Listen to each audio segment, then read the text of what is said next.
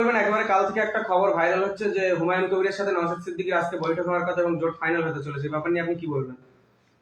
কোন চ্যানেল কি করছে রিপাবলিক বাংলাতে একটা বিষয়, তার দায়ভার তো আমার নয়। আমাদের কাজ হচ্ছে বিজেপি এবং তৃণমূলের বিরুদ্ধে যত সেকুলার ফোর্স আছে ঐক্যবদ্ধ করা, তার চেষ্টা করছি। 21শে জানুয়ারির জন্য ব্যস্ততার জন্য সেই কাজটা কিছুটা গতিরুদ্ধ হয়েছিল। আবার আমরা আপন গতিতে চেষ্টা করছি। ইন দি মিন টাইম আমার কাছে খবর এসেছে এই বিষয়টা নিয়ে বসার জন্য বলা হয়েছে। আমি এটাও বলেছি যে আমাদের পার্টিতে আলোচনা করব, পার্টি যেটা ডিসিশন নেবে সেটা জানাবো। একটা পোস্ট, বাকি সব ল্যাম্প পোস্ট আমাদের নয়, আমাদের আলোচনা আছে, এখনো আলোচনা করা হয়নি। সুতরাং এখন বসাবসির কথা যারা বলছেন সেটা অসত্য কথা বলছি। তাহলে জোট হবে কিন্তু কোনো চিঠি চাপাটি নেই, খালি সোশ্যাল মিডিয়ায় কাদা ছোঁড়াছুড়ি হচ্ছে, এই বিষয়ে কি বলবেন? আমি ভাই ছুটছি না, আমি আমার দিক থেকে বলবো, কে ছুটছে তার নিয়ে আমি ভেঙে পড়ি না। আমি এটুকু জানি, মন জানে পাপ আর মা জানে পাপ। আমি আমার দিকটা যদি ঠিক থাকে, আমি সামনেওয়ালাকেও আশা করব বিগড়ে গেলে পরে একদিন সে ঠিক হয়ে যাবে। তাই আমি আমার মতো করে চলার চেষ্টা করি। আমি আমার মতো মিনস আমাদের পার্টির গাইডলাইনকে সামনে রেখে চলার চেষ্টা করি, তো চলি। হ্যাঁ, একটা মিনিমাম ডেকোরাম মেনটেন করা দরকার। এই যে হুমায়ুন কবির থেকে শুরু করে আমরা দেখলাম মোহাম্মদ সেলিমও আপনি যে উদ্যোগ নিয়েছেন, যে জোটের আহ্বান রেখেছেন, তারা অ্যাপ্রিসিয়েট করছে, এই বিষয়ে কি বলবেন? করতে বাধ্য। আজকে সময়ের দাবি যে বিজেপি তৃণমূল মিলে বাংলার মানুষকে অশান্তির আগুনে ঠেলে দিচ্ছে। বেকারত্ব নিয়ে কোনো কথা নেই, চাকরি বাতিল হচ্ছে কোনো কথা নাই, কন্ট্রাকচুয়াল জব যারা করছে তাদেরকে খাটিয়ে নিচ্ছে বেশি, সমকাজে সমবেতন পাচ্ছে না, পার্শ্ব শিক্ষকদের দুরবস্থা, এনএসকেএফ টিচাররা আজকে 4 মাসের অধিক মাইনে পাচ্ছে না, তা নিয়ে কোনো কথা নাই। আনএডেড মাদ্রাসার টিচাররা তাদের সাম্মানিক পাচ্ছে না, মিড ডে মিল পাচ্ছে না, বাচ্চাদের বই খাতা পেন ঠিকঠাক পাচ্ছে না, এমএসকেএসএসকে টিচাররা সাম্মানিক ঠিকঠাক পাচ্ছে না, স্কুলের শিক্ষক নেই, ডাস্টার নেই, স্কুলের পরিকাঠামো নেই, মাদ্রাসায় প্রায় 10,000 শূন্য পদ, শিক্ষিত বেকার যুবতীরা আজকে কাজ পাচ্ছে না, ভিন্ন রাজ্যে চলে যাচ্ছে, লাশ হয়ে মার খেয়ে ফিরে আসছে। এটার হাত থেকে তো বাংলাকে মুক্তি দিতে হবে। তো মুক্তি দিতে গেলে কি করতে, বিজেপি এবং তৃণমূলকে হারাতে হবে। তার জন্য এক হওয়ার আহ্বান করছি। আপনি যে জোটের বার্তা বারবার দিচ্ছেন, বামেদের তরফ থেকে তেমন সদুত্তর আসলেও কংগ্রেসের থেকে আমরা তো কোনো বক্তব্যই পাচ্ছি না জোট ব্যাপারে। আমরা আমাদের কাজ হচ্ছে মেসেজ পৌঁছে দেওয়া, কে কিভাবে গ্রহণ করবে সেটা তো আমাদের মধ্যে পড়ে না, তাদের এখতিয়ারের মধ্যে, তাদের পাঠ ওটা। বাংলার মানুষ জবাব দেবে যে যেমন ভাবে গ্রহণ করবে তাকে। এসআই নিয়ে নোটিশ পাঠানো হচ্ছে নেতাজি সুভাষচন্দ্র বোস তার মানে পরিবারকে এই বিষয়ে কি বলবেন? এসআইআর নিয়ে নোটিশ পাঠাচ্ছে নেতাজি সুভাষচন্দ্র বোস স্যারের পরিবারকে। বিখ্যাত মানুষ, পৃথিবীর অন্যতম একজন বিখ্যাত মানুষ, তার হচ্ছে বাঙালি অমর্ত্য সেন স্যারকে। বেলুর মঠের সন্ন্যাসীদেরকেও ছাড়ছে না, ফুরফুরাসি পীর সাহেব পীরজাদাদেরকেও ছাড়ছে না, নেতা মন্ত্রী কাউকেও ছাড়ছে না, ইভেন আমাকেও নয়, সাধারণ মানুষকেও অহেতুক পেরেশানি, অহেতুক হয়রানি আর আতঙ্কের পরিবেশ তৈরি করাচ্ছে নোটিশ পাঠানো। আমরা এর নিন্দা করেছি। আমরা বেশ কিছু বিষয় নিয়ে আমরা ডেপুটেশন দিচ্ছি এবং আপনারা জানেন আমার সুপ্রিম কোর্টে মামলাও আছে। সুপ্রিম কোর্টে লাস্ট যেটা দিন হিয়ারিং এ দেখছিলাম, একটা অর্ডার করেছে, সেটা হচ্ছে আপনার যে হিয়ারিং এর সেন্টার বাড়ানোর জন্য। আর আমাদের দাবি ছিল, আমরা যে আপনার ডেপুটেশন দিয়েছি যে বুথ ভিত্তিক হিয়ারিং সেন্টার হোক। তাহলে কি হবে, যে সময় অপচয় হচ্ছে, একসাথে 2-2.5 মানুষকে ডাকছে হিয়ারিং সেন্টারে ভিডিওতে, সেখানে না তার মাথার উপরে কোনো শেড আছে, না টয়লেট ঠিকঠাক আছে, না বসার জায়গা আছে। ইভেন যারা, যে মাগুলো এই সবে শিশু জন্ম দিয়েছে, যে মাগুলো, যে শিশুগুলো, তাদের ফিট করানোর জন্য যে বাচ্চাগুলোর সেই ধরনের কোনো পরিকাঠামো নাই, বাচ্চাগুলোকে মায়েরা যে ফিট করাবেন। তো এই যে অব্যবস্থা নিরসন হওয়া দরকার ছিল, এই বলেছি আমরা। একাধিক আমাদের দাবি ছিল। আমি আবারও বলছি, এই অহেতুক হয়রানির পিছনে দুটো রাজনৈতিক দল সমানভাবে দায়ী। বিজেপি তৃণমূল মিলে নির্বাচন কমিশনকে সামনে রেখে এই হয়রানির পরিবেশ তৈরি করছে। 2021-এ নির্বাচনে বৈতরণী পার করেছিল তৃণমূল বিজেপি মিলে, এনআরসি সিএ এর ভয় দেখিয়ে, এক দল বলেছিল সিএ এনআরসি করে তাড়িয়ে দেব, আর অন্য দল বলেছিল আমরা রেখে দেব। আর এই 2026 নির্বাচন বৈতরণী পার করবে বিজেপি তৃণমূল মিলে। কেউ বলে এসআইআর করে ভোটাধিকার কেড়ে নেব, আর তৃণমূল বলবে আমরা থাকতে ভোটাধিকার কাটতে দেবো না। কিন্তু এই সমস্যার সম্মুখীন হতেই লাগতো না। ম্যাক্সিমাম যে ডাক হচ্ছে মিসম্যাচের জন্য, স্পেলিং মিস্টেকের জন্য। এই মিসম্যাচ আর স্পেলিং মিস্টেকের জন্য দায়ী নির্বাচন কমিশন। এবার যখন আমরা প্রশ্ন করেছি নির্বাচন কমিশনকে যে আপনি ভুল করেছেন, আমাকে ডাকছেন কেন, সেই উত্তর না দিয়ে আমাদেরকে যে উত্তরটা দিয়েছে একটু আমি দর্শক বন্ধুদেরকে জানাতে চাই। নির্বাচন কমিশনের যারা দায়িত্বশীলেরা আছে তখন বলছেন যে আমরা 1000 কম্পিউটার অপারেটর চেয়েছিলাম, যে কম্পিউটার অপারেটররা এই নামগুলো আপলোড করলে এই মিসম্যাচ বা স্পেলিং মিস্টেকের কোনো অসুবিধা হতো না। এআই কে দিয়ে করেছে, এআই একটা ফুলিশটা ভুলের জন্য, নামের একটা অক্ষর বানানো ভুলের জন্য। খাতুন ছিল এখন বেগম হয়েছে, খাতুন ছিল বিবি হয়েছে, বা হিন্দু সমাজের মায়েদের বোনেদের অনেক ক্ষেত্রে স্বামীর যে সারনেম আছে সেটাকে তারা আছে, সেটার জন্য তাদেরও শুনানি নোটিশ এসছে। সব থেকে বেশি শুনানি নোটিশ মুসলমানদের কাছে এসেছে, তারপরে দলিত, তারপরে আদিবাসী। কিন্তু এই যে নোটিশ আসছে সিংহভাগ স্পেলিং মিস্টেকের জন্য। মমতা ব্যানার্জি প্রায় 90,000 অফিসার দিলেন দ্রুততার সাথে এসআইআর কে সম্পূর্ণ করার জন্য। প্রায় 250 কোটি টাকা দিলেন এই এসআইআর প্রক্রিয়া চালানোর জন্য যে অফিসারগুলো নিযুক্ত আছে তাদের সাম্মানিক হিসাবে। কিন্তু মাত্র 1000 কম্পিউটার অপারেটর 4 মাসের জন্য দিলে এই যে দুরবস্থা, বাংলার ভোটাররা যেভাবে লাইন দিয়ে দাঁড়াচ্ছে স্পেলিং মিস্টেকের জন্য, না মিসম্যাচের জন্য, হয়তো তাদের দাঁড়াতে হতো না। আর যদি তারপরেও দাঁড় করাতো তাহলে শুধু আমি বিজেপি আর নির্বাচন কমিশনকে দায়ী করতাম। এখন বিজেপি, তৃণমূল আর নির্বাচন কমিশন দায়ী বলছি। তার আমি একটা উদাহরণ দিচ্ছি যে কেন আমি দায়ী করছি। 1000 কম্পিউটার অপারেটরকে কেন দিতে বলেছে, যারা এগুলোকে আপলোড করতো। কিন্তু এখন দেখলাম দেয়নি, তাই 250 কোটি টাকা দিল, প্রায় 90,000 অফিসার দিল, আর 1000 কম্পিউটার অপারেটর দিতে পারলো না। 1000 কম্পিউটার অপারেটরের কত খরচ হতো? আমি যদি মাসে 10,000 টাকা কন্ট্রাকচুয়াল হিসাবে তাদের ধরি, কারণ সিভিক ভলেন্টিয়াররা তাদের কন্ট্রাকচুয়াল হিসাবে জব করিয়েছে, কনস্টেবলের থেকে কোনো অংশে কম কাজ করাচ্ছে না, তাকে 10,000 টাকা দিচ্ছে। যদিও আমি এর বিরুদ্ধে, কারণ সমকাজে সমবেতনের আমি পক্ষে। তারপর আমি তর্কের খাতিরে ধরছি 10,000 টাকায় যে মাসে দিত 1000 কম্পিউটার অপারেটরের জন্য 1 কোটি টাকা খরচ হতো, 4 মাসের জন্য 4 কোটি টাকা। তাহলে মাত্র 4 কোটি টাকার জন্য পশ্চিমবাংলার এই প্রায় 1,30,00,000 যে লজিক্যাল ডিসক্রিপেন্সির নামে ডাকা হচ্ছে, এর মধ্যে আমার মনে হয় 1 কোটি মানুষকে ডাকা হতো না, আমার যতটুকু ধারণা, ভুল হতে পারে।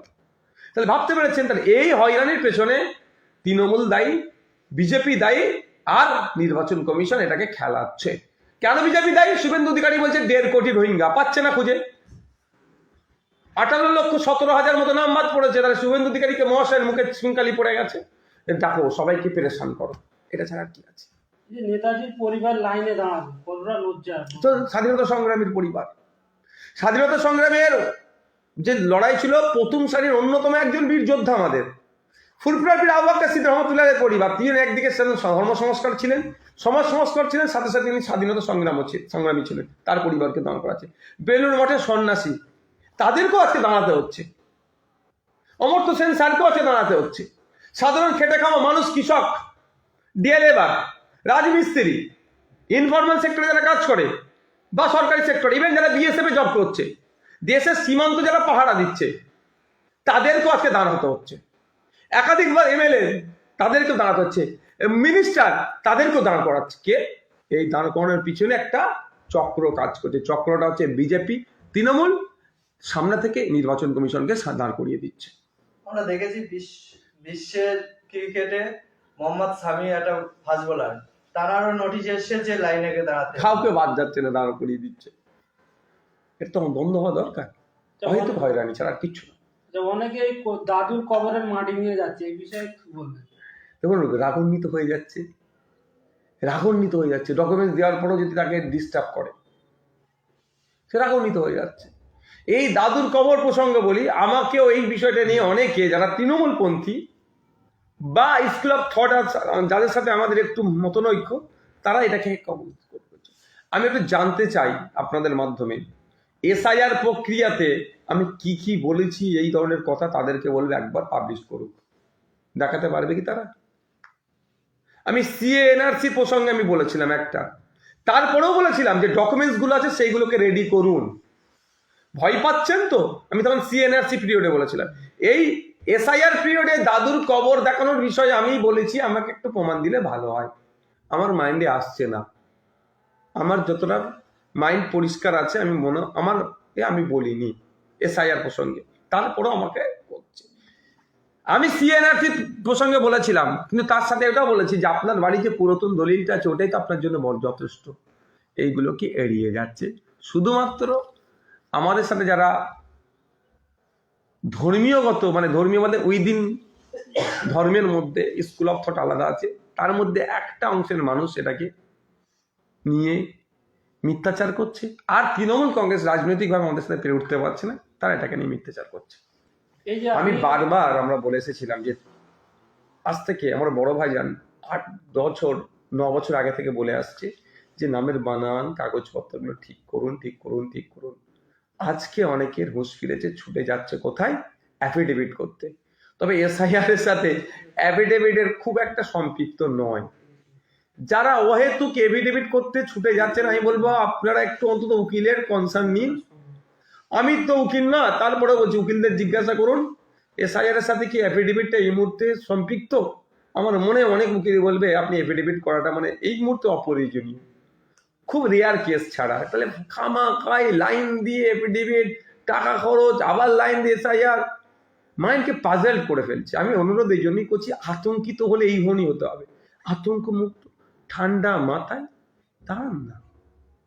ইউটিউবে অনেকে ভিডিও ছেড়েছে, আপনার ডাক পড়েছে কি কি ডকুমেন্টস নিয়ে যেতে হবে। কেন ভয় পাচ্ছেন? কেন এই ভয় পাচ্ছেন বললে আবার অনেকে বিরুদ্ধে আমার বলছে। আপনি আতঙ্কিত হয়ে যাচ্ছে, আপনার ভয় দেখানো হচ্ছে। আপনি ভারতীয়, আপনার আমার ভোটদানের স্বাধীনতা আছে আর্টিকেল 326 অনুযায়ী। তাহলে এটা কেড়ে নেবার সাহস কার আছে? কেড়ে লিলার ক্ষমতা নাই। যদি অনৈতিক পন্থা অবলম্বন করে কারে আইনের মাধ্যমে ফিরে আসবে। তার জন্য আইনি লড়াই কেউ লড়ুক আর লড়ুক, নওশাদ সিদ্দিকী লড়বে, কথা আমি বলে যাচ্ছি।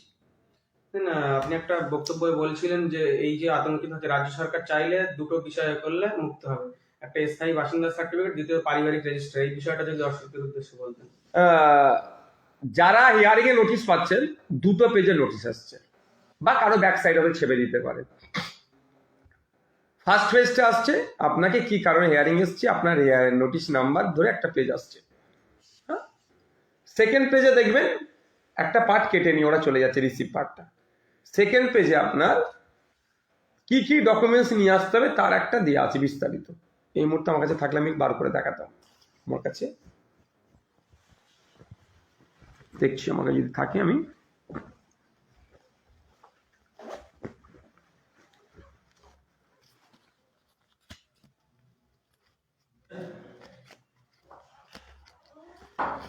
দুঃখিত আমার কাছে নাই, আমি না দেখিয়ে দিতাম। সেকেন্ড তারপরে ওখানে পুরো বাংলায় আছে, ইংলিশে চাইলে আপনি পাবেন। আমরা বাঙালি, আমি বাংলা কথাটাই বলছি। বাংলাতে 13টা কি কি ডকুমেন্টস লাগবে সেটা বলা আছে। 13টার মধ্যে 12টা একটা বিহারের এসআইআর এ যাদের নাম, যদি কেউ আরো আত্মীয়দের বিহারের এসআইআর এ আছে নাম এসেছে, সেটা নিয়ে নিতে পারে। তার 13টার মধ্যে 6 নম্বর পয়েন্টে বলা হচ্ছে যে রাজ্য সরকার যাদেরকে অথরাইজ করেছে তাদের residence certificate as a proof হিসাবে, ভ্যালিড ডকুমেন্টস হিসাবে নির্বাচন কমিশন গ্রহণ করবে। অর্থাৎ রাজ্য সরকার যাদেরকে দায়িত্ব দিয়েছে যে আপনি, রাজ্য সরকার চাইলে স্থায়ী বসবাসের যে প্রমাণপত্র বা শংসাপত্র সেটা যদি যাকে হিয়ারিং এ ডাকা হচ্ছে তাদের হাতে যদি তুলে দেয়, সেটা নিয়ে গিয়ে জমা করলে হিয়ারিং এর টেবিলে তার হিয়ারিংটা ফ্রেশ হবে, কোনো টেনশন থাকবে না। 2টো বিষয় তো হচ্ছে মেন, একটা হচ্ছে সময় নষ্ট করা, হয়তো হয়রানি, আর একটা হচ্ছে আতঙ্কিত। এই দুটো রাজ্য সরকার চাইলে কাটাতে পারতো, কিন্তু আতঙ্কিতটা মানুষ বেশি, সময়টাও নয়। আরে কাজ নেই আমাদের, অনেকে পাবজি খেলতে খেলতে সময় শেষ হয়ে যাচ্ছে, কাজ নেই, কি করবে, রকের আড্ডা মারছে। আর সময়টার থেকে বড় কথা হচ্ছে আমাদের আতঙ্কের পরিবেশ। রাজ্য সরকার চাইলে আতঙ্ক মুক্ত করতে পারে। তাহলে মমতা ব্যানার্জি যদি ঘোষণা দেয় নবান্ন থেকে যে পশ্চিমবাংলায় যাদের কাছে হিয়ারিং এর নোটিশ এসেছে, এই তো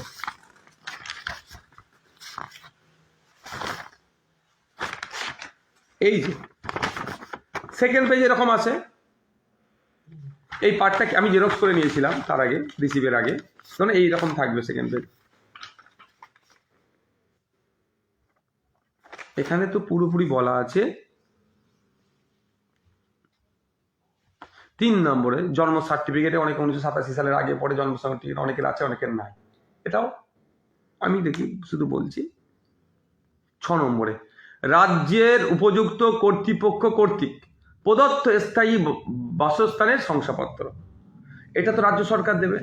রাজ্য সরকার নবান্ন থেকে যদি একটা প্রেস করে বলে দেন যে পশ্চিমবাংলায় যা মানুষ ভোটাররা আপনারা চিন্তিত হবেন না, যাদের কাছে এসআইআর এর নোটিশ আসবে আমরা তাদের প্রত্যেকের কাছে স্থায়ী বসবাসের প্রমাণপত্রটা পাঠিয়ে দেবো। দুয়ারে সরকার হচ্ছে, তো এই ধরনের পাড়াতে সরকার হতে 3 পাড়ার মাথাতে উন্নয়নের ফুলঝুরি উঠছে, উন্নয়নের পাঁচালি এখন বুথে বুথে পৌঁছে যাচ্ছে, যে উন্নয়ন হচ্ছে তো বোঝাই যাচ্ছে, ওই জন্য পাঁচালি পাঠাতে হচ্ছে। তারপরে তাহলে রাজ্য সরকার চাইলে প্রত্যেকটা নাগরিককে আশ্বস্ত করতেও আতঙ্কমুক্ত করতে পারতো, কিন্তু তা করেনি। তাহলে একটা ডকুমেন্টস প্রোভাইড করতে পারতো। আবার এই 13টা ডকুমেন্টসের মধ্যে 10 নম্বর ডকুমেন্টস রাজ্য অথবা স্থানীয় কর্তৃপক্ষের দ্বারা তৈরি পারিবারিক রেজিস্টার। কত সুন্দর জিনিস। লাস্ট এই তথ্য আমাদের মনে রাজ্যে উঠেছে 2011 সালে, সেন্সাস যেটাকে আমরা বলছি, আবার সেন্সাস শুরু হবে। তো ওখানে এই তথ্যটা কারা তুলেছিল? আইসিডিএস কর্মীরা তথ্য তুলে পঞ্চায়েতে গিয়েছে, পঞ্চায়েত থেকে ওপরে উঠেছে।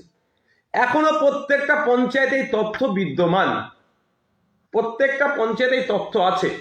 রাজ্য সরকার অন্তত এতটুকু যদি প্রেস করে বলে দেয় যে কেউ চিন্তিত হবেন না, যে আমরা পঞ্চায়েতের মাধ্যমে প্রত্যেকটা বাড়িতে এই তথ্য আমরা পৌঁছে দিচ্ছি, বিজেপি নির্বাচন কমিশনকে সামনে রেখে হয়রানি করার চেষ্টা করছে, আমরা হয়রানি হতে দেব না, এই কথা বলে, তাহলে অন্তত মানুষ আতঙ্ক মুক্ত হতো। কিন্তু রাজ্য সরকার অনেক কথা বললেও এই কথা দুটো বলছে না কেন? রাজ্য সরকারও তো চাইছে মানুষ আতঙ্কে থাকুক, মানুষ হই হই করুক এটা নিয়ে, তাহলে তিলোত্তমার বিচার এখনো হলো না কেন, এই প্রসঙ্গটা ঢাকা পড়ে যাবে। আনিস বিচার পেল না কেন, ঢাকা পড়ে যাবে। স্কুলে টিচার নেই কেন, এই বিষয়টা ঢাকা পড়ে যাবে। মাদ্রাসায় টিচার নেই কেন, এই বিষয়টা ঢাকা পড়ে যাবে। আনএডেড মাদ্রাসার বাচ্চাদের মিড ডে মিল তুমি দিচ্ছ না, এদিকে কুকুর স্কুলের আশেপাশে মিড ডে মিল যেখানে চলে তার আশেপাশে কুকুরগুলো থাকে, তাকে মিড ডে মিল খাওয়ার নির্দেশনা দিচ্ছ। অর্থাৎ কুকুরের বাচ্চারা মিড ডে মিল খাক, আর মাদ্রাসায় পড়ে যেগুলো বাচ্চাগুলো তাদের আনএডেড মাদ্রাসায় বাচ্চারা মিড ডে মিল খাবে না। এই যে দাবিগুলো ঢাকা পড়ে যাবে। এই 26,000 চাকরি কেন বাতিল হয়েছে দুর্নীতির কারণে, এই দাবি ঢাকা পড়ে যাবে। ইভেন যারা বিশেষভাবে সক্ষম তাদের প্রতিবন্ধী কোটাকে নিয়ে যে ছেড়কার হয়েছে, তাদের সাথে অন্যায় হচ্ছে, এই দাবিটা চাপা পড়ে যাবে। এনএসকিউএফ টিচারদের যে 6 মাস 8 মাস কখনো মাইনে পাচ্ছে না, ঠিকঠাক মাইনে পাচ্ছে না, সাম্মানিক পাচ্ছে না, যে অন্যায় হচ্ছে সেগুলো দাবা পড়ে যাবে। এবং আপনারা জানেন পিডাব্লিউডি ডিপার্টমেন্ট সেটাকে, পিএইচই ডিপার্টমেন্ট সেটাকে কন্ট্রোল করে, যেটা যারা ওই ওগুলো যে বিভিন্ন জায়গায় পানীয় জলের প্রকল্প হচ্ছে না, অপারেটরদের মাইনে দীর্ঘদিন ধরে বন্ধ আছে। এই যে স্কুলে গেলে টিচার পাচ্ছে না, হসপিটালে ডক্টর পাচ্ছে না, এক্স রে করার মেশিন কোনো হসপিটালে নয়, এক্স রে করার মেশিন থাকলে টেকনিশিয়ান নেয়, টেকনিশিয়ান থাকলে প্রিন্ট করার মেশিন নেয়। যে দুরবস্থা চলছে, সরকারের নামে যে সার্কাস চলছে, এই প্রশ্ন হবে না মানুষ বিভ্রান্তের মধ্যে থাকলে? আর মোদিজি সবসময় তো মানুষকে লাইনে লাগানোর জন্য সিদ্ধহস্ত। আধার কার্ডের সাথে প্যান কার্ড, প্যান কার্ডের সাথে ভোটার কার্ড, ভোটার কার্ডের সাথে ration card, digital ration card, নোটবন্দি, কোভিডে আপনার কোভিড পিরিয়ডে অল্প সময়ের মধ্যে লকডাউন, মানুষকে ব্যস্ত করে রেখেছে মোদিজি। তার ব্যর্থতা ঢাকার জন্য কি ব্যর্থতা? ক্ষমতায় আসলে পার ইয়ার 2 কোটি করে চাকরি দেবো। 11 বছর ক্ষমতায় আছে, তাহলে 22 কোটি চাকরি হওয়ার কথা, 22 কোটি কালা চাকরি ভেজে লিস্ট দিতে পারবে না। ক্ষমতায় আসলে বিদেশ থেকে কালো টাকা ফিরিয়ে নিয়ে আসবো, ফিরিয়ে নিয়ে এসে আপনার কি হবে, 15 লক্ষ টাকা করে দেবো, দিতে পারেনি, ব্যর্থ। এই যে বিষয়গুলো আছে, ইভেন কি বলেছিল আপনাদের খেয়াল আছে যে 1 টাকায় একটা ডলার পাওয়া যাবে, আর এখন ডলারের সর্বোচ্চ দামে উঠে গেছে, 90 টাকা দিয়ে আমাকে ডলার কিনতে হচ্ছে, 92 টাকা মানে কাছাকাছি চলে, সেঞ্চুরি খুব তাড়াতাড়ি করবে। পেট্রোল ডিজেলের দাম কমে যাবে, পেট্রোল ডিজেল তো মাঝে মধ্যেই সেঞ্চুরি করছে, আপ ডাউন হচ্ছে, কখনো ব্যাট তুলছে, ব্যাট নামাচ্ছে, এই জায়গায় চলে গিয়েছে। এই যে দুরবস্থা চলছে, জিএসডিপি যেটা যেই টার্গেটে বলেছে সেটা হয়নি, পিছিয়ে যাচ্ছে। এই যে দুরবস্থাগুলো চলছে, এগুলো থেকে তো মানুষের মাইন্ড ডাইভার্ট করতে হবে। সেই জন্য এখন এই কথা বলছে, এইগুলো তুমি এ করে দাঁড়াও। আর মানুষ হয়রানি ব্যতিব্যস্ত হয়ে যাচ্ছে, কি হবে না হবে। এই যে 13টা ডকুমেন্টসের কথা বলা আছে, আমি একটু বলতে চাই কি কি বলা আছে। যে কোনো পরিচয়পত্র, পেনশন পেমেন্ট অর্ডার, যেটি কেন্দ্রীয় সরকার, রাজ্য সরকার, রাষ্ট্রায়ত্ত সংস্থার যে কোনো নিয়মিত কর্মী পেনশন প্রাপককে দেওয়া হয়েছে। যে কোনো পরিচয়পত্র, শংসাপত্র, নথি যেটি 1/7/1987 এই তারিখের পূর্বে সরকার, স্থানীয় কর্তৃপক্ষ, ব্যাংক, ডাকঘর, ভারতীয় জীবন বীমা নিগম, রাষ্ট্রায়ত্ত সংস্থা কর্তৃক প্রদত্ত এই ডকুমেন্টস।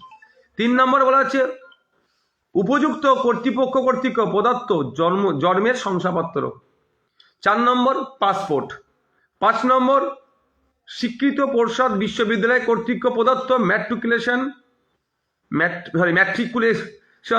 শিক্ষাগত যোগ্যতার শংসাপত্র। এখানে আমরা কি বলেছি, আমরা যে ডেপুটেশন দিয়েছি যে আমরা মাধ্যমিক রাইট টু এডুকেশনের যে অধিকার আছে, সেখানে কিন্তু মাধ্যমিক পাসের কথা বলা নয়, 14 বছর। তাহলে বাধ্যতামূলক নয় 14 বছর পরে। তাহলে অনেকে মাধ্যমিক পাস করেনি, তাহলে তার কি হবে? স্কুল সার্টিফিকেট গ্রান্ট করতে হবে, এই কথা আমাদের ডেপুটেশনে দেওয়া আছে। অন্য কোন পার্টি কি করেছে বলতে পারবো না, আমরা দাবি রেখেছি। যারা মাধ্যমিক পাস করতে পারেনি তাহলে তাদের কি হবে? এই অ্যাডমিটটা গ্রহণ করছিল না, সুপ্রিম চড় খাবার পরে অ্যাডমিট গ্রহণ করেছে। কিন্তু আমাদের দাবি রাখা আছে কি, যে আপনাকে যারা স্কুল সার্টিফিকেট দেবে সেটাকেও গ্রহণ করতে হবে। 6 নম্বর রাজ্যের উপযুক্ত কর্তৃপক্ষ কর্তৃক প্রদত্ত স্থায়ী বাসস্থানের শংসাপত্র, এটা রাজ্য সরকারের হাতে একদম আছে। 7 নম্বর বনভূমি অধিকার শংসাপত্র, ফরেস্ট ল্যান্ডে যারা আছে, সেখানে যাদের আছে তাদের ক্ষেত্রে এটা। 8 নম্বর উপযুক্ত কর্তৃপক্ষ কর্তৃত্ব অন্যান্য অনগ্রসর সম্প্রদায়, তফসিলি জাতি, তফসিলি উপজাতি বা অন্য অনগ্রসর জাতি শংসাপত্র, অর্থাৎ ওবিসি, এসটি, এসসি যে সার্টিফিকেট যার থাকবে তাদের সে সার্টিফিকেট ইস্যু করলে এটা তার হিয়ারিং কমপ্লিট হয়ে যাবে।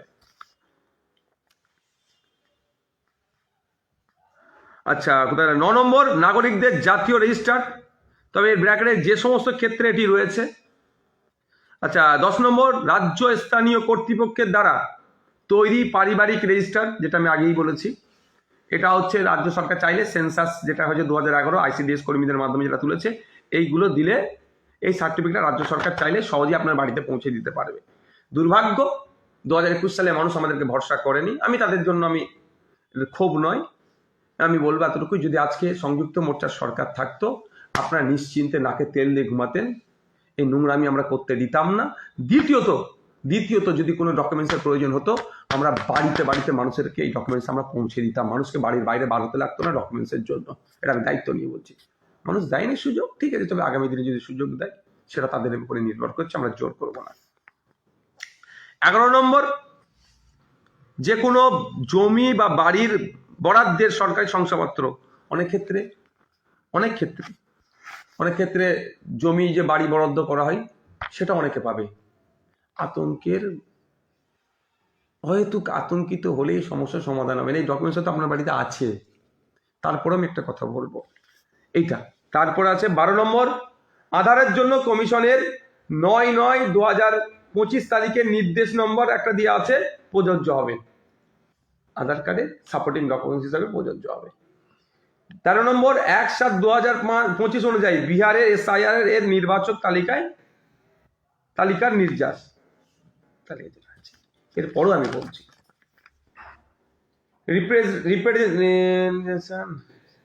রিপ্রেজেন্টেশন অফ পিপল অ্যাক্ট, সম্ভবত 1950 সালে, সব ভুলে যাচ্ছি, মাথার উপর দিয়ে চলে যাচ্ছে, এত চাপ হয়ে যাচ্ছে। 1950 সালে যে আইন হয়েছে এই কন্টেস্ট করা, সেই আইনে রিপ্রেজেন্টেশন অফ পাবলিক আসছে না এখন, আইনের বলা 21 নম্বর ধারাতে বলা হচ্ছে ইআরও, ইলেকট্রাল রেজিস্ট্রেশন অফিসারের হাতে এই ক্ষমতাটা দেওয়া হচ্ছে। আপনি যা কাগজ জমা দিচ্ছেন এর বাইরে, আমি কিন্তু এটা এই জন্যই বলছি, যে আপনার তো এই ডকুমেন্টস নেই, তাহলে আপনি কি করবেন? আপনার ডকুমেন্টস নিয়ে আপনি কি করবেন? নাও থাকতে পারে তো। সুন্দরবনের মানুষ আইলা হয়েছে, ঘর ভেঙে উড়ে চলে গেছে। পাহাড়ে হরপা বানে তো আর্মি ক্যাম্প পর্যন্ত সিকিমের উড়িয়ে দিল, চলে গেছে। কি করবেন আপনি? নদীতে মুর্শিদাবাদে গঙ্গা ভাঙনে লাস্ট 5 বছরে দেখুন প্রায় 100 কত বিঘা জমি গঙ্গার ভাঙনে চলে গেছে মালদা মুর্শিদাবাদে। যেমন করে বাচ্চা কাচ্চাকে নিয়ে বেরোচ্ছে, তাড়ানো করে। বলছি, আমি গিয়েছিলাম, বলেছি যে যদি আমার পাশের বাড়ির লোক না ডাকতো, আমার ছেলে পুলের সমেত আমি চলে যেতাম গঙ্গাতে, পদ্মা গঙ্গা ভাঙনে। ডকুমেন্টস চলে গেছে, তাহলে কি করবে? এটা কিন্তু এই ক্ষেত্রে ইলেকট্রাল রেজিস্ট্রেশন অফিসার যিনি আছেন, তারা তো সর্বোচ্চ পাওয়ার আছে। তিনি চাইলে সাপোর্টিং ডকুমেন্টসের ভিত্তিতে, এবং নিশ্চিতভাবে তিনি ভেরিফাই তো করতে হবে। আমরা তো চাই না কোনো ক্ষেত্রে অবৈধভাবে কেউ ভোটার লিস্টে থাকুক। আমরা স্বচ্ছ ভোটার লিস্ট তৈরির পক্ষে, কিন্তু স্বচ্ছতার নামে যে নাগরিক হয়রানির আমরা বিপক্ষে। সেক্ষেত্রে ইয়ারোর হাতে ক্ষমতা আছে। ইয়ারো মানে আমরা, বা ইয়ারো BDO joint BDO. BDO joint বিডিওটা কার আন্ডারে জব করছে? বিসিএস এক্সাম দিয়ে রাজ্য সরকারের আন্ডারে জব করছে। তাহলে রাজ্য সরকার এইটা ইনশিওর কেন করতে পারছে না, জোর গলায় কেন বলছে না কোনো বৈধ ভোটারের নাম কাটা যাবে না? বরঞ্চ বলেছিল এসআইআর হলে আমার লাশের ওপর দিয়ে যাবে। আজকে এসআইআর এর এই দুরবস্থা, কোনো কথা না। অনেক বলেছিলেন এসআইআর হলে লাখ মানুষ নিয়ে ঘিরে বসে থাকবো, কোথায়?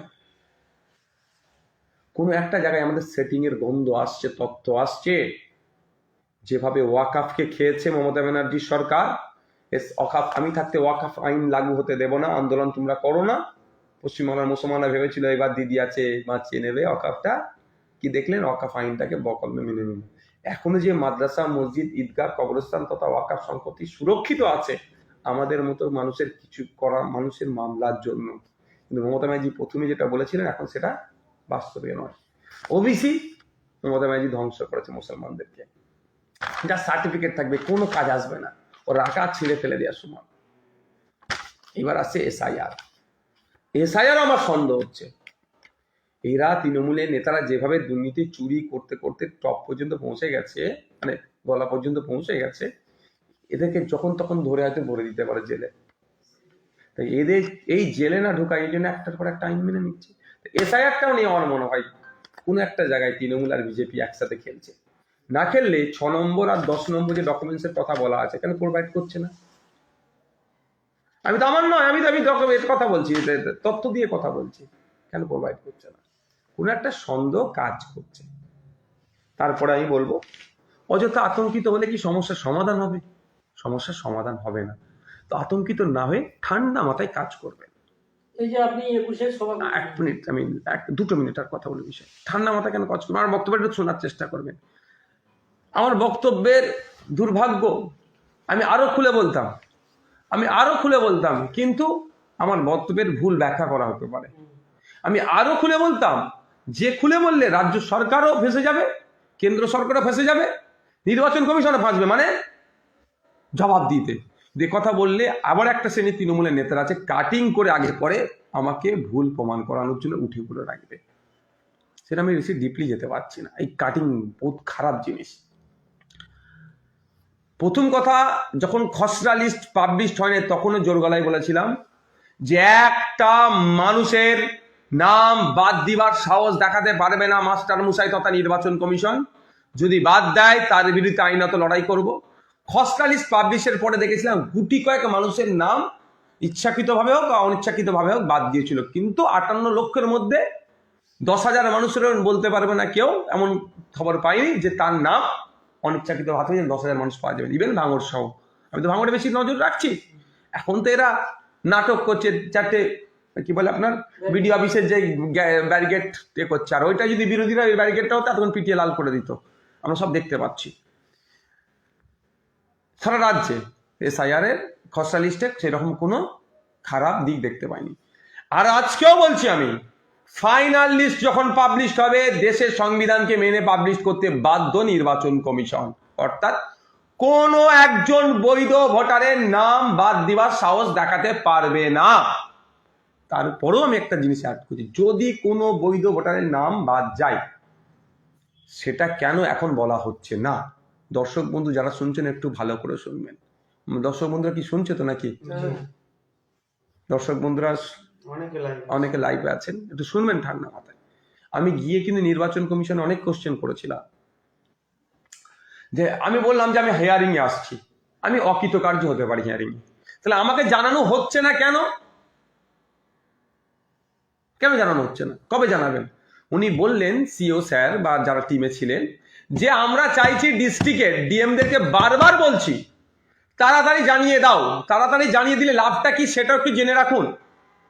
হিয়ারিং আপনি অকৃতকার্য হয়েছেন, যে কেউ একজন হোক আর 1 লাখ হোক, যদি অকৃতকার্য হয় 1 জন বা 1 লাখ, প্রত্যেকের কাছে কিন্তু আলাদা করে একটা নোটিশ যাবে, আপনি কি কারণে ভোটাধিকার হারালেন, অর্থাৎ আপনার ভোটাধিকার বাতিল হলো, কারণ দর্শে আপনাকে নোটিশ যাবে। ঠিক কি কারণে আপনাকে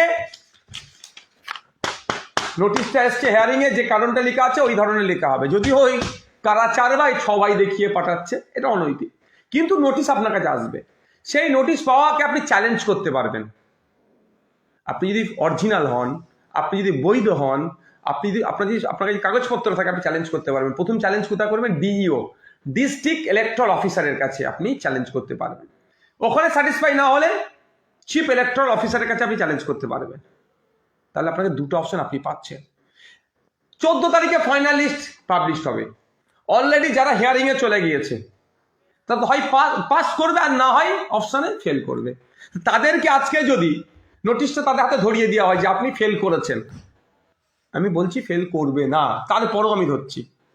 ইচ্ছা করে কমিশন ফেল করাতে পারে, বিজেপির কথা শুনে ফেল করাতে পারে, এই প্রশ্নগুলো থাকছে তো মার্কেটে, সেটা আমি ধরেই বলছি। তাহলে কি হবে? আপনার কাছে নোটিশ আসবে যে আপনি ফেল করেছেন। যদি আপনি 17 তারিখে গিয়েছেন হিয়ারিং এ, বা 16 তারিখে হিয়ারিং এ গিয়েছেন, 15 তারিখে হিয়ারিং এ গিয়েছেন, তাহলে আপনার এতদিন নোটিশ আসা চাওয়া দরকার ছিল যে আপনি ফেল করেছেন। তাহলে আপনি ওই নোটিশটাকে ধরলেন। এবার কেন ফেল করেছেন, কেন আপনার ভোটার লিস্টের নামটা বাতিল হয়েছে, তার কারণটা হবে। সেই ডকুমেন্টস আপনার কাছে যদি থাকে, ধরুন আপনাকে বলা হয়েছিল জন্ম সার্টিফিকেট দিতে, আপনি দিয়েছিলেন, কিন্তু তারপর আপনাকে কেটে দিয়েছে, তাহলে আপনি অরিজিনাল জন্ম সার্টিফিকেটটা নিয়ে ডিস্ট্রিক্ট ইলেকট্রাল অফিসার আপনি অ্যাপ্লিকেশন করতে পারেন, এবং সেগুলোকে আপনি যথাযথভাবে সাবমিট করতে পারেন। তাহলে আপনি চান্স পাচ্ছেন ফাইনাল লিস্ট পাবলিশের আগে আপনার নামটাকে তুলিয়ে দেওয়ার। ওখানে না হলে আপনি সিওর কাছে পাচ্ছেন, কিন্তু আপনাকে তো এখনো জানানো হচ্ছে না যে আপনি ফেল করেছেন। এটাও একটা রাজ্য সরকারের চক্রান্ত বিজেপির সাথে মিলে। আমার তো সন্দেহ হচ্ছে 14 তারিখে লিস্ট পাবলিশ হবে, 10 তারিখে যারা যারা ফেল করবে তাদের নামটা বলবে, অর্থাৎ তাহলে তখন একটা হচপচ হবে, তখন হই হবে, তবে রাস্তা জাম করবে, হ্যান করবে, ত্যান করবে, হবে, যেটা দেখিয়ে ভোটটা পার করতে চাইবে বিজেপি তৃণমূল মিলে। তৃণমূল কি দেখাবে? এই দেখো ওরা ভোট কেড়ে নিচ্ছে, আমাকে ভোট দাও, আমি তোমাদের ভোটাধিকার বাঁচিয়ে নেবো, এই গল্প শোনাবে। আর বিজেপি বলবে বেটাদের জব্দ করে দিয়েছি, এই বলে ভোট দাও আমাকে, আরো জব্দ করবো, এই বলে ভোটটা নেবে। কিন্তু শিক্ষা, স্বাস্থ্য, কর্মসংস্থানের প্রশ্নই আসবে না, স্বাস্থ্য ব্যবস্থা প্রশ্ন আসবে না, এনভায়রনমেন্টের প্রশ্ন আসবে না, আর কোনো প্রশ্নই আসবে না। যেমন 2021 নির্বাচনটা কোনো প্রশ্ন আসেনি, শুধু এসআইআর আপনার সিএনআরসি ছাড়া। তো এইটা প্ল্যান চলছে। তা আমাদের বলবো আওয়াজ তুলতে, যদি কেউ অকৃতকার্য হয় তাকে নোটিশটা দ্রুততার সাথে দেওয়া হোক। আর এই নোটিশটা দ্রুততার সাথে দেওয়া হোক, এটা আমি বলেছিলাম।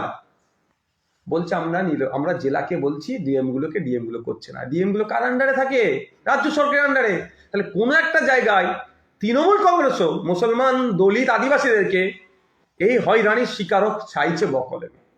তাই বলবো, আতঙ্কিত হলে সুষ্ঠু সমাধান হবে না। আওয়াজ তুলুন যারা এর যাচ্ছেন, যে অহেতুক হয়রানি বন্ধ করতে হবে, এই আওয়াজ আমরা তুলছি, আপনারা তুলুন। সাথে সাথে যারা হিয়ারিং এ যাচ্ছেন তারা ফিডব্যাকটাও নিয়ে নেন, দিতে হবে। পাস করলে তো কোনো ব্যাপার নেই, পাস করবো আমরা। ইন কেস যদি আমি ফেল করছি, ধরুন আমি নওশাদ সিদ্দিকী, আমাকে বলা হলো যে আপনি অকৃতকার্য হয়েছেন, আমি থোড়ি অকৃতকার্য, কাগজপত্র আমি ঠিক আছে, আমাকে প্ল্যানিং করে হয়েছে, তাহলে আমি তো সেকেন্ড চান্স পাবো, থার্ড চান্স পাবো, আর ফোর্থ চান্স আমি নিজে সুপ্রিম কোর্টে যাব মামলা করতে। ফার্স্ট চান্স আমি হিয়ারিং এ গেছিলাম, এখানে আমাকে বাদ দেয়। সেকেন্ড চান্স আমি DEO, third chance CEO sir, fourth chance supreme court. আমি এটুকু বলে রাখি, আমাদের সকলের শ্রদ্ধেয় সম্মানীয় পিজাদা আব্বাস সিদ্দিকী ভাইজান আমাকে নির্দেশ দিয়েছে যে অনেক আগে, পশ্চিমবাংলার কোনো একজন বৈধ ভোটারের নাম যদি কাটা যায় তার হয়ে আইনি লড়াই করার নির্দেশ আমাকে দিয়ে দিয়েছে। তা আপনারা একটা কথা আমি বলতে পারি, পশ্চিমবাংলার যে কোনো প্রান্তের মানুষ হোক না কেন, দলিত, আদিবাসী, হিন্দু, মুসলমান, মতুয়া, নমশূদ্র, মাহাতো, কুর্মী, যাই হোক না কেন, আপনারা নিশ্চিন্তে থাকুন। আপনারা আপনাদের ভোটাধিকার কেউ কাটতে পারবে না। কারো আশীর্বাদ বা কারো অভিশাপ, কারো আশীর্বাদে আপনি বৈধ ভোটার, আপনার ভোটাধিকার কেউ কেড়ে নিতে পারবে না। কারো আশীর্বাদে আপনি অবৈধ, আপনার নামটাও কেউ তুলতে পারবে না। আপনার ভোটাধিকার থাকবে আর্টিকেল 326 বলে।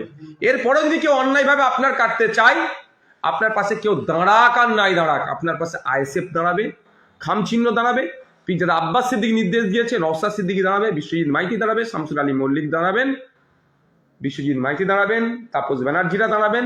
আমাদের নেতৃত্বরা আপনার পাশে দাঁড়াবে। আপনার হয়ে আইনি লড়াই করতে আমরা দিল্লিগামী ফ্লাইট ধরবো, সুপ্রিম কোর্টে আইনি লড়াই করব।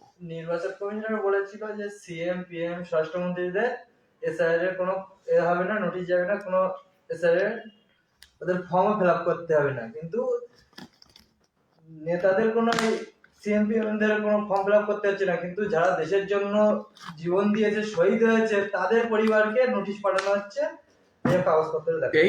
এইটাই তো বৈষম্য, এর বিরুদ্ধে তো আমি, এই বৈষম্য দূর করার বিরুদ্ধেই তো আমি। আপনারা জানেন আমাকে 42 দিন জেলে রাখা হয়েছিল, একবার, একাধিকবার আমাকে জেলে রেখেছে, একবার 42 দিন। যখন আমি পুলিশ কাস্টাডি 24 দিনের পরে যখন আমাকে জেলে নিয়ে যাচ্ছে, 24 দিন বিভিন্ন থানায় আমাকে ঘুরিয়েছিল, 24 দিন হয়ে যাওয়ার পরে আমাকে যখন পুলিশ কাস্টাডিতে, জেল কাস্টাডিতে দেয়, তখন আমার উকিলরা বলে ফেলেছিল ডিভিশন 1 দিতে। মানে হচ্ছে ডিভিশন 1 মিনস ডিভিশন 1 মিনস যে আমাকে ভিআইপি ট্রিটমেন্টের জন্য, আমি বিধায়কদের জন্য এইসব ভিআইপি, আমি তো হয়ে গেছে এখন মানুষের বলবে তো আমি তখন কিন্তু এজলাসে বলেছিলাম জজ স্যারের মানে উদ্দেশ্যে আমাদের উকিলদেরকে দিয়ে যে আমি কোনো ভিআইপি ট্রিটমেন্ট নেবো না। তাহলে অনেক কারণ আছে। একটা কারণ হচ্ছে যারা আমাকে ভোট দিয়ে ভিআইপি বানালো, তারা ভিআইপি ট্রিটমেন্ট যেদিনকে পাবে সেদিনকে আমি ভিআইপি ট্রিটমেন্ট নেবো জেলে। আমি এটা চিন্তা ভাবনা। আর কিছু কারণ ছিল, জেলের মধ্যে কি হয় না হয় তাকে ধরার জন্য, তাহলে ধরতে হবে তো। আমি যদি ভিআইপি জায়গায় রাখে তাহলে সাধারণ পিছনারদের সাথে কি হচ্ছে ধরতে পারবো না, এই কারণে। তো আমি আবারও বলি, তাহলে আমি জনগণের ভোটে আমি এমএলএ হলাম, জনগণের ভোটে মিনিস্টার হলো, জনগণের ভোটে মুখ্যমন্ত্রী হলো, জনগণের ভোটে প্রধানমন্ত্রী হলো। তাহলে জনগণ কতটা পাওয়ারফুল, সে একটা প্রধানমন্ত্রী তৈরি করছে, সে একটা মুখ্যমন্ত্রী তৈরি করছে। যার ভোটে প্রধানমন্ত্রী মুখ্যমন্ত্রী হলো তারা এসআইআর ডাক পাবে না, আর যারা তৈরি করে তাদের ডাক পাচ্ছে। এই বৈষম্যটা বন্ধ করার জন্যই তো আমার রাজনীতির অবতারণা। এই বৈষম্য বন্ধ করতে চাইছি বলেই দেখো রাজনৈতিক দলগুলো আমার পেছনে পড়ে আছে, অনেক রাজনৈতিক দল আমাকে আটকানোর চেষ্টা হচ্ছে। এটা সাধারণ মানুষ বুঝুক যে আপনার ভোটে মমতা ব্যানার্জি মুখ্যমন্ত্রী হলো, আপনার ভোটে নরেন্দ্র দামোদর দাস মোদী প্রধানমন্ত্রী হলো, তারা ছাড় পেয়ে যাচ্ছে আর আপনাকে লাইনে দাঁড় করাচ্ছে। আপনার 21-এর যে সভা হলো, আমরা দেখলাম এর পরে দেখতে পাচ্ছি যে সোশ্যাল মিডিয়া, টিভি চ্যানেলে বিশেষ করে মুসলিম বিধায়করা এক হচ্ছে, মুসলিমরা এক হচ্ছে, এরকম একটা প্রচার চলছে, কি বলবেন? এটা একটা প্রোপাগান্ডা চালাচ্ছে। আমি অনেক আগে বলেছি, আজকেও বলছি, মুসলমান এক, হিন্দু এক, দলিত এক প্রসঙ্গ নয়। মুসলমানের ছেলেটার উচ্চশিক্ষায় শিক্ষিত হয়ে বসে আছে, চাকরি নেই। দলিতের ছেলেটা, আদিবাসী ছেলেটা, পিছড়া বর্গের ছেলেটা এবং আপার কাস্টে যাদের কোনো সুপারিশ করার লোক নাই, তাদের ছেলেটাও কিন্তু উচ্চশিক্ষায় শিক্ষিত হয়ে বেকার হয়ে বসে আছে। আমাদের লড়াই ওই প্রত্যেকটা সমাজের মানুষের ছেলেগুলোর হাতে একটা কাজ তুলে দেওয়া। আর এই লড়াইটা আমি মাথায় টুপি মুখে দাঁড়িয়ে দিয়ে করছি বলেই শুধু মুসলমানদের বলে ট্যাগ লাগিয়ে দেওয়া হচ্ছে। আমি যখন আদিবাসীদের 6% সংরক্ষণের যে কথা উল্লেখ আছে সেটা ঠিকঠাক ভাবে হচ্ছে না, ফেক এসটি সার্টিফিকেট দিয়ে সেই সংরক্ষণ সুবিধা কেড়ে নিচ্ছে, এ কথা যখন আমি বলিষ্ঠ কণ্ঠে বলি, নওশাদ সিদ্দিকী একটা ভালো লিডার রে পশ্চিমবাংলার বলে বলছে।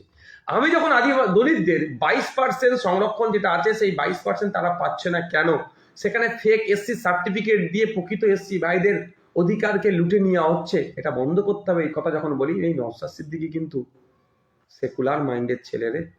আর আমি যখন অনগ্রসর মুসলমানদের অগ্রসর করার জন্য আপনার রঙ্গনাথ মিশ্র কমিশনের সুপারিশ অনুযায়ী পিছড়ে বর্গের মুসলমানকে মেন স্ট্রিমে নিয়ে আসার জন্য উচ্চশিক্ষা আর চাকরির ক্ষেত্রে 10% সংরক্ষণ দিতে হবে, এই তথ্যটা তুলে যখন কথা বলি, তখন নওশাদ সিদ্দিকী দেখি যে কমিউনাল মুসলমান এক হচ্ছে বলে। এইটাই হচ্ছে চিন্তা ভাবনার মধ্যে পার্থক্য। আমার চিন্তা ভাবনা দলিত, আদিবাসী, মুসলমান, পিছড়ে বর্গের মানুষ। আর আমার এই মুখ দিয়ে যখন দলিতের কথা বলে, আদিবাসী কথা বলা হয়, ছেলেটি খুব ভালো। আর এই মুখ দিয়ে যখন মুসলমান আনিসের কথা বেরিয়ে যায় তখন ছেলেটি খারাপ। এই মুখ দিয়ে আমি শিকারি মুড়ার কথা বলি, তাকেও পুলিশ কাস্টডিতে পিটিয়ে মেরেছে, এই অভিযোগ আছে, এটা বন্ধ করতে হবে, তখন আমি ভালো ছেলে। আনিসের কথা বললি আমি খারাপ ছেলে। বিদ্যুৎ মন্ডল একটা দলিত বাড়ির ছেলে, তাকে খুন করেছে, তার বিচার দিতে হবে, পরিবার যেন ন্যায় পায়, সে কথা বলি যখন। তিলোত্তমার হয়ে রাস্তায় নামলে আমাদের রাজ্য করে ডক্টর, ভালো ছেলে। তামান্নার হয়ে রাস্তায় নামলে যদি আমি খারাপ হয়ে যাব। এই তখন আমি মুসলিম জাতিসত্তার কথা হয়। আর আমরা প্রত্যেকটা ধর্মের মানুষের জাতিসত্তার আন্দোলনের সাথে আমরা যুক্ত আছি, হ্যাঁ, ন্যায়সঙ্গত। আমি যদি আজকে বলি সমস্ত মুসলমানকে ধরে ওবিসি এর মধ্যে ঢুকিয়ে দাও, কেন? যারা পিছড়ে বর্গের মুসলমান আছে তাদের রঙ্গনাথ মিশ্র কমিশনের সুপারিশ অনুযায়ী ঢুকাক, আমি এটার পক্ষে। সায়েন্টিফিক ওয়েতে কমিশনের গাইডলাইনকে মান্যতা দিয়ে সার্ভে করে অনগ্রসর থেকে অগ্রসর শ্রেণীতে আনা হোক, এর পক্ষে আমি।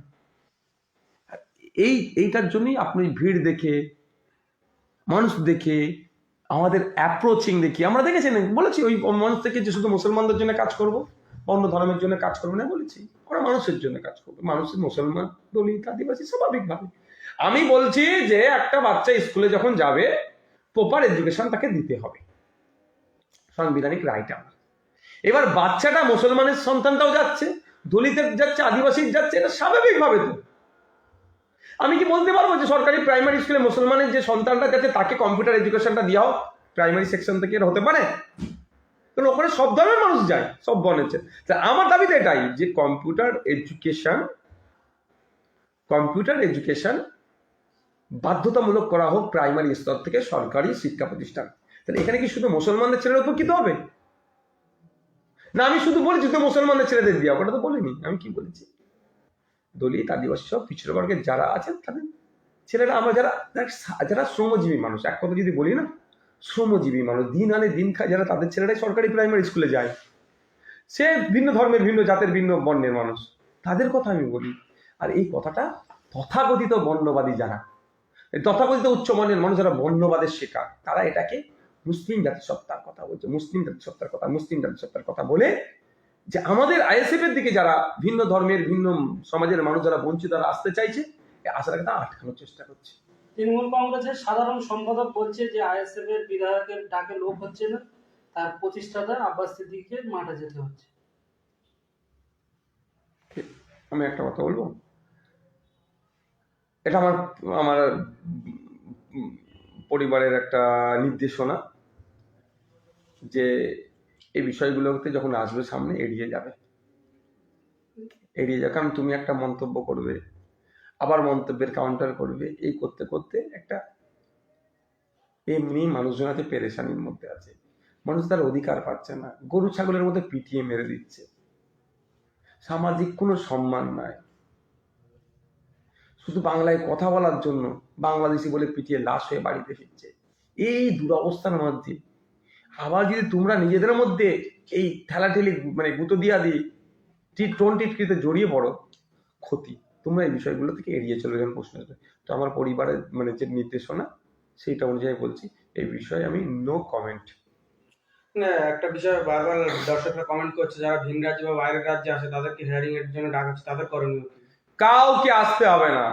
ভিন রাজ্যে যারা কর্মরত অবস্থায় আছেন তাদের কাউকে এখানে এসে ফিজিক্যালি হিয়ারিং এ উপস্থিত হতে হবে না। আমরা ডেপুটেশন দিয়েছি, পরিযায়ী ভাইদেরকে বলছি, আমরা ডেপুটেশন দিয়েছি নির্বাচন কমিশনে যে আপনাকে যার ব্যবস্থা করতে হবে, যারা ভিন রাজ্যে আছে, হয় ভার্চুয়ালি হোক, সেই রাজ্যে বসে থাকবে, ভার্চুয়ালি তাদের হিয়ারিং হোক, অন্যথায় পরিবারের সাবালক কাউকে, অভিভাবককে হাজির করানো হোক। ঠিক যেভাবে গণনা ফর্ম জমা দিবার ক্ষেত্রে আসতে হয়নি, হিয়ারিং এর ক্ষেত্রেও তাদেরকে আসতে হবে না। পরবর্তীতে আপনারা দেখেছেন নোটিফিকেশন হয়েছিল, সেখানে উল্লেখ আছে পরিবারের একজন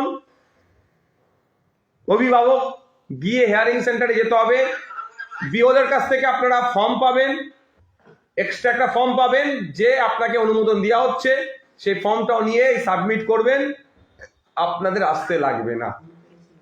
বিওলোর সাথে যোগাযোগ করুন, বিওলোরা যদি সঠিক উত্তর না দিতে পারে, ইআরও আছে, ইলেকট্রাল রেজিস্ট্রেশন অফিসার বা এইআরও, additional electron registration officer, BLO সাহেবের কাছ থেকে ফোন নাম্বার নেবেন, তাদের সাথে কথা বলবেন, তিনারা আপনাকে অপেক্ষা করতে পারবে না, সঠিক গাইডলাইন দেবে।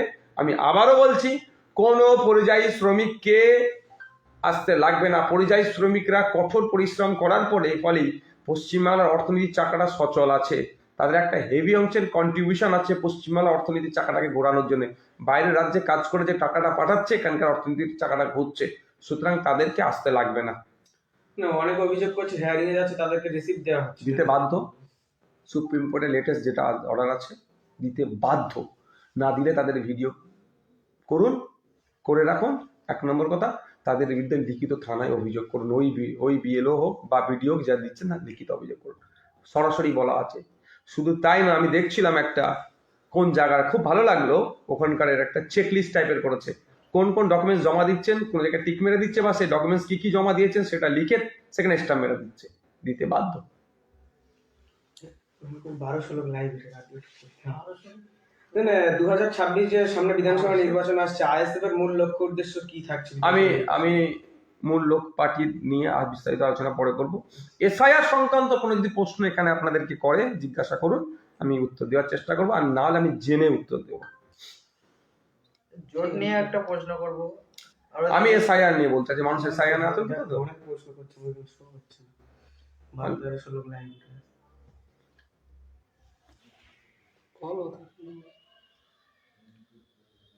ভোট ধরা কল, এসআইআর ভোট ধরা কল, ইঁদুর ধরা কল গ্রাম্য মানুষরা ভালো করে জানে, ভোট ধরা কল এটা। সিএ এনআরসি ছিল 2021-এর ভোট ধরা কল, 2026-এর ভোট ধরা কলটার নাম হচ্ছে এসআইআর। আতঙ্কিত কহেতুক আতঙ্কিত করা হচ্ছে, একটু হয়রানি করা হচ্ছে। আপনি ঘরে খাবেন তো?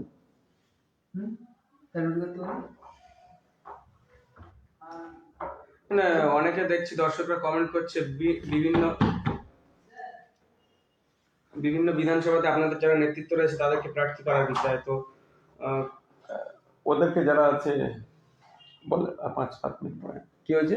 অনেক দর্শক এখানে কমেন্ট করছে, বিশেষ করে মালদা মুর্শিদাবাদের দিকের হরিয়ার। আমি আজকে আমার পার্টির শুরুতে বলেছি কি আমার খেয়াল নাই, কোনো যদি বলে থাকি সেটা পার শেষ। আজকে এসআইআর নিয়ে কারো কোনো কোয়ারিজ থাকলে, জানকারি চাইলে, জানতে ইচ্ছা হলে প্রশ্ন করুন, আমি উত্তর দেওয়ার চেষ্টা করব।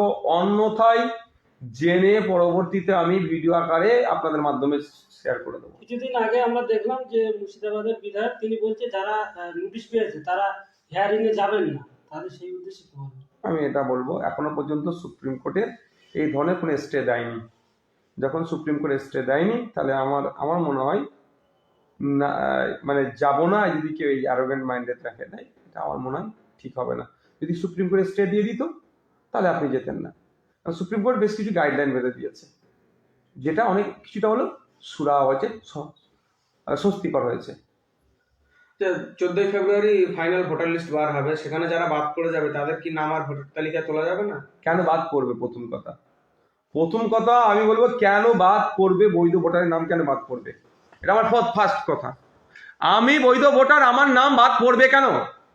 নির্বাচন কমিশন তৈরি হয়েছে কিসের জন্য? নির্বাচন কমিশন তৈরি হয়েছে আপনার আর্টিকেল 326-কে সামনে রেখে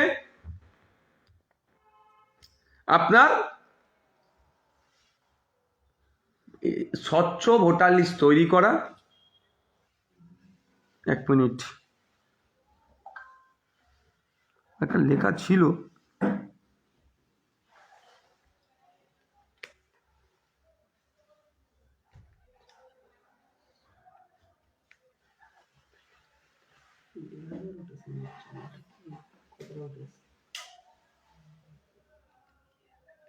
ছবি ক্লিয়ার হলে আরো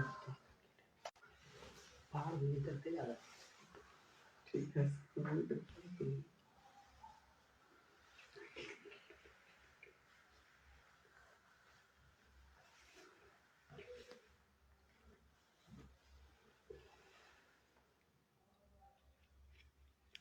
বারোশো, 500, 1700, প্রায় 2000 লোকের।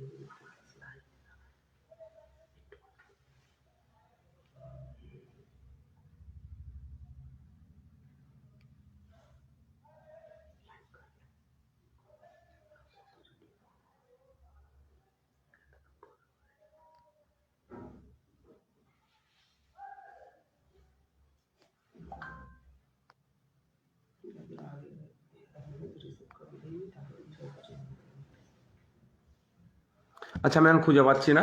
প্রচুর নির্বাচন কমিশন আর্টিকেল 324 সামনে রেখে তৈরি হচ্ছে।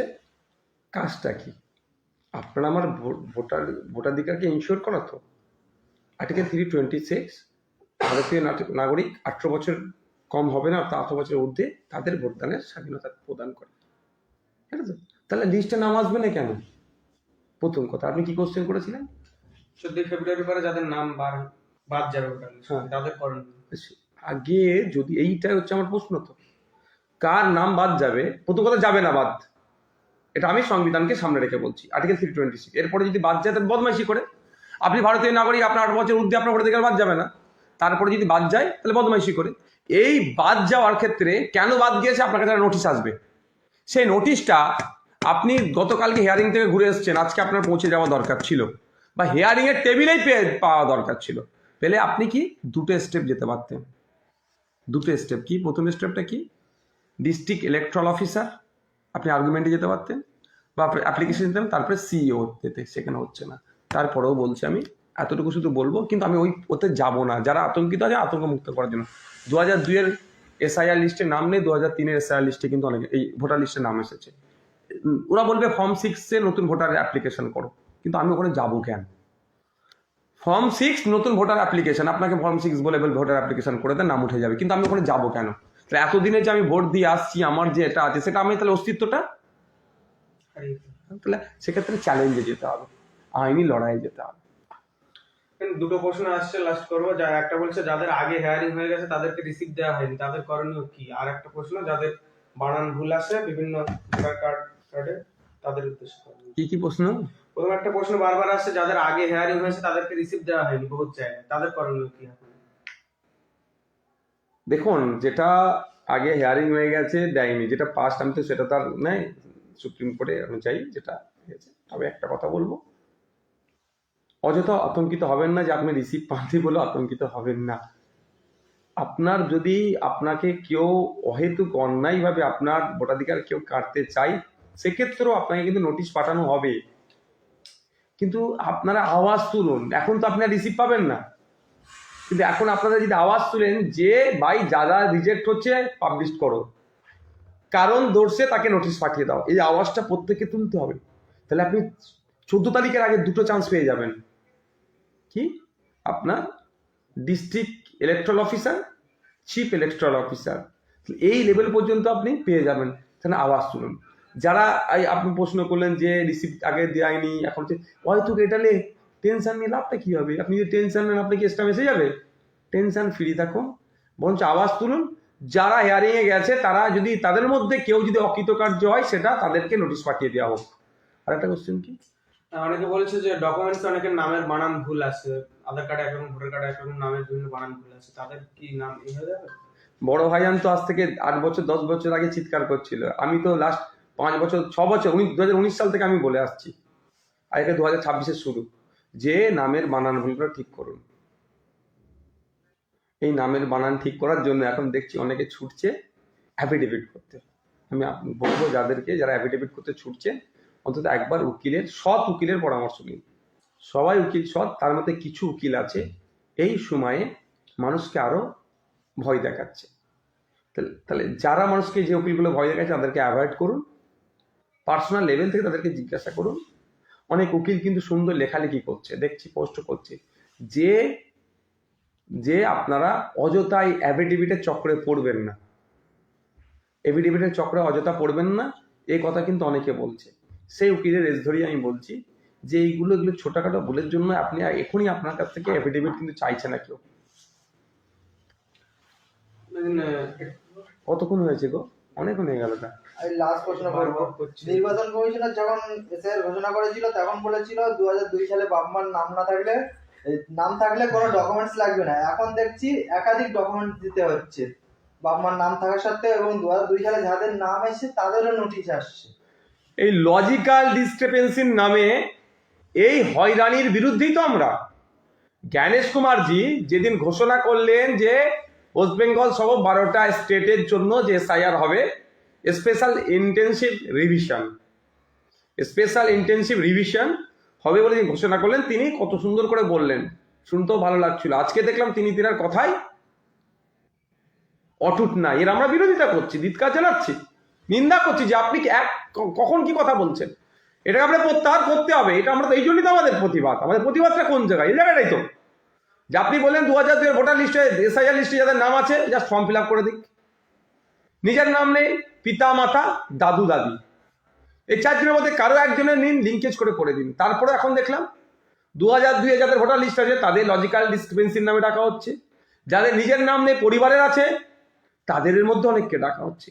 এটা আমার মনে হয় শুভেন্দু অধিকারী যে 1.5 কোটি রোহিঙ্গার গল্প শুনিয়েছিল, লজ্জিত উনি যে, আর বাস্তব আমি তখনও বলেছিলাম সারা ভারতবর্ষে সুপ্রিম কোর্টের ভারত সরকারের দেওয়া তথ্য অনুযায়ী 40,000 একটু বেশি রোহিঙ্গা আছে, কিন্তু সারা ভারতবর্ষে উনি 40,000 একটু বেশি রোহিঙ্গা আছে। পশ্চিমবাংলা উনি কোথা থেকে 1.5 কোটি পেলেন? এর বিরুদ্ধে মমতা ব্যানার্জি, শুভেন্দু অধিকারী মহাশয়ের বিরুদ্ধে অ্যাকশনও নিলেন না মমতা ব্যানার্জি, যে তুমি পশ্চিমবাংলা মানুষকে এইভাবে অপমান করতে পারো না, পশ্চিমবাংলা সরকারকে অপমান করা হচ্ছে। শুভেন্দু অধিকারী বুক বাজিয়ে বললেন। কিন্তু তারপরে যখন 58 লক্ষ প্রায় 17,000 মতো ভোটার লিস্টের এই তাদের মৃত ভোটার, অ্যাবসেন্ট, শিফটেড, এই ভোটার যখন বার হলো তখন সবাই রে করে উঠলো, শুভেন্দু বাবুর কাছে জবাব চাইতে লাগলো যে 1.5 কোটি তোমার কোথায় গেল। সেই জন্য হয়তো পেরেশানি করা হচ্ছে। এইটাই তো বন্ধের জন্য আমরা চিৎকার করছি বারবার। একটা প্রশ্ন একজন বারবার করছে যে তার আই কার্ডে আছে তার পিতা হিসেবে শপের মল্লিক, আর তার বাবার আই কার্ডে আছে শপের আলী, বিভিন্ন ডকুমেন্টসে এরকম ভুলে, তার কি এফিডেভিট করলে এটা মিটে যাবে? দেখুন, শপের মল্লিক আর শপের আলী, মল্লিকটা আর আলীটা কিন্তু, মল্লিকটা সারনেম, আলীটা কিন্তু সারনেম নয়, এটা তাদের যোগ করেছে। আমার মনে হয় এই এভিডেভিটের চক্করে পড়ে অনেক মানুষ ফালতু এভিডেভিট করে ফেলছে। BLO স্যার যিনি আছেন তার কাছ থেকে ERO স্যারের ফোন নাম্বারটা নিতে বলুন। ERO স্যারের ফোন নাম্বার নিয়ে, আমি এভিডেভিট তো সবাই জানে, এটা কমন ব্যাপার, এভিডেভিট তো করাই যায়, কিন্তু এভিডেভিট না করে ERO স্যার যিনি আছেন তার সাথে কথা বলুন, তার কনসার্ন নিয়ে এটা করতে বলুন। আর একটা কথা হচ্ছে যে হিয়ারিং এ ডাকা হচ্ছে নিশ্চিতভাবে, তাকে হিয়ারিং এ সাবমিট না করে তার সাথে কথা বলুন কি না, এই জন্য এভিডেভিট লাগছে সাবমিট করবেন, এভিডেভিটটা যখন তখন হয়ে যাবে। তো আমার বক্তব্য, এভিডেভিটের জন্য টাকা দিবেন কেন ফালতু, যদি ওটার প্রয়োজন না হয়। তবে এই কাগজগুলো ঠিক করা দরকার, অনেক আগে থেকে বলে আসছি আপনাদেরকে যে এই কাগজগুলো আপনারা ঠিক করুন। ঠিক আছে, আজকে এই পর্যন্ত থাকলো। আমি শেষ করছি ডে অনে বলেছিলাম স্বচ্ছ ভোটার লিস্ট তৈরির হলে আমি সাথ দেব। স্বচ্ছ ভোটার লিস্ট তৈরির কথা বলেছিল, সেখানে মঞ্চ করে কিভাবে ফর্ম ফিল আপ করতে হয় তার কথা বলেছিলাম, এবং সেখানে দাঁড়িয়েও বলেছিলাম এই প্রশ্নপত্রের উত্তর আমরা দিচ্ছি, উত্তরপত্র নিয়ে যদি ছেড়খাড় করে আইনি লড়াই করব। আজকেও বলছি, এবং তখনও মঞ্চে দাঁড়িয়ে বলেছিলাম অহেতুক আতঙ্কিত হবেন না। আজকেও বলছি অহেতুক আতঙ্কিত হবেন না। আপনি আতঙ্কিত হলে আপনার হয়ে হেয়ারিং এর কেউ জবাব দেবে না, আপনার কাগজপত্র কেউ সাবমিট করবে না, শুধুমাত্র যারা বাইরে আছে তাদের হয়ে পরিবারের লোকজন জমা দিতে পারে। আপনার হিয়ারিং এ ডেকেছে, আপনাকে আপনার ডকুমেন্টস নিয়ে হাজির হতে হবে। আতঙ্কিত হলে আপনি আপনার ডকুমেন্টস নিয়ে হাজির হবেন কি, সে ডকুমেন্টস তো ঘরে রয়ে যাবে, অর্ধেক নিয়ে যাবেন। তো কুল মাইন্ডে আতঙ্ক মুক্ত হয়ে হিয়ারিং এ যাবেন। আবারও বলছি, কোনো বৈধ ভোটারের নাম যদি কাটে তাকে কারণ দর্শে নোটিশ দিতে হবে। সেই নোটিশটা নিয়ে ডিস্ট্রিক্ট লেভেলে বা ওখান থেকে অকৃতকার্য হলে চিফ ইলেকট্রাল অফিসারের কাছে আপনি অ্যাপ্লিকেশন করতে পারেন। তারপরে নওশাদ সিদ্দিকীরা আছে, ইন্ডিয়ান সেকুলার ফ্রন্ট আছে, আইনি লড়াই করার জন্য প্রস্তুত আছে, আপনাকে কথা বলবে। এই অহেতুক হয়রানির বিরুদ্ধে আপনাকে আমাকে সোচ্চার হতে হবে। এই হয়রানি তৃণমূল বিজেপি মিলে করছে ইলেকশন কমিশনকে সামনে রেখে। তবে অনুরোধ এটাই,